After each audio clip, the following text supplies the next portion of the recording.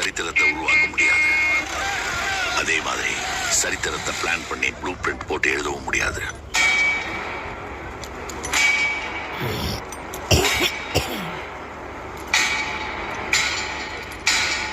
அதுக்கு ஒரு தீப்பொறி வேணும்.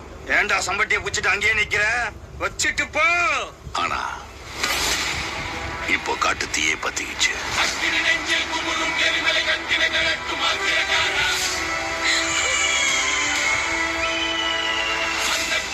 அடிமுடி வேலில் அடலை திரட்டும் தைரிய